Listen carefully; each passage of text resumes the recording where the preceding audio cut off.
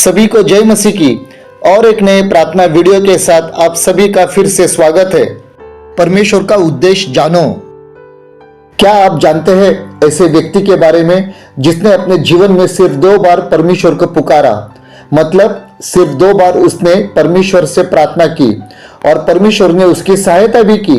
लेकिन हमारे जीवन में सिर्फ 2 बार प्रार्थना करना काफी नहीं है, हमें तो निरंतर प्रार्थना करनी चाहिए जब तक हमें उसका उत्तर नहीं मिल जाता या फिर परमेश्वर की ओर से कोई मार्गदर्शन नहीं मिलता।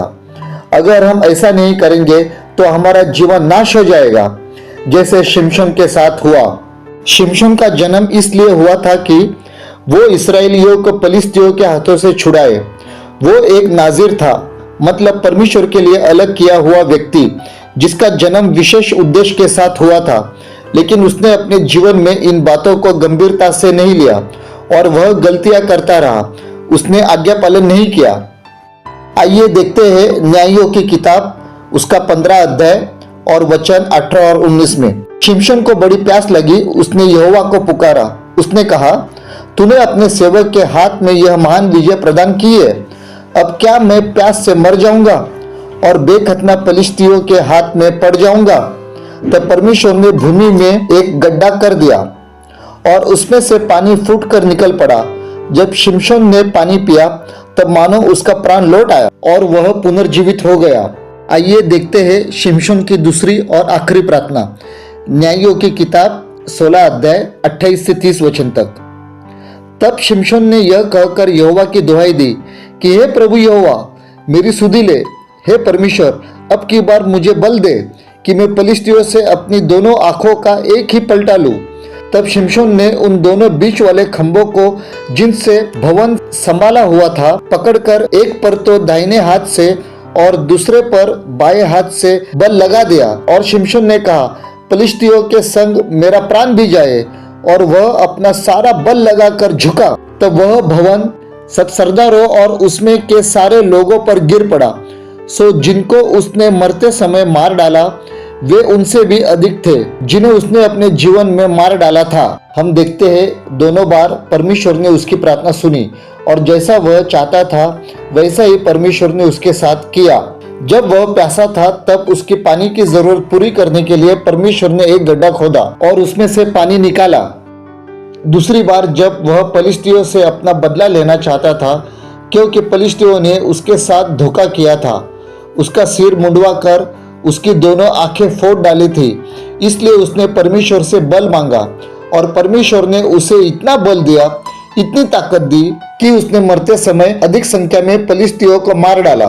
उसने अपने पूरे जीवन भर में इतने कभी नहीं मारे थे, लेकिन कुछ बातें उसके जीवन में ऐसी थी जहां पर उसे परमेश्वर की प्रार्थना करनी चाहिए थी, परमेश्वर की सहायता लेनी चाहिए थी, पर उसने ऐसा नहीं किया। अपने मन में जो कुछ आया उसने वैसा ही किया और उसको जो कुछ अच्छा लगा वैसा ही किया।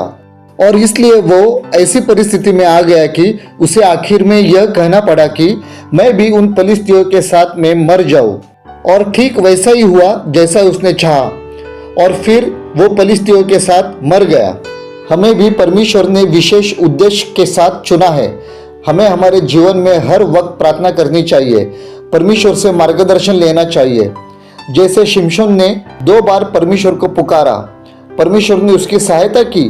परमेश्वर हमारी भी पुकार सुनता है, वह उत्तर देता है और हमें हर समय परमेश्वर का आज्ञा पालन करना चाहिए ताकि हम उसके उद्देश्य को सही रीति से जान सके, समझ सके।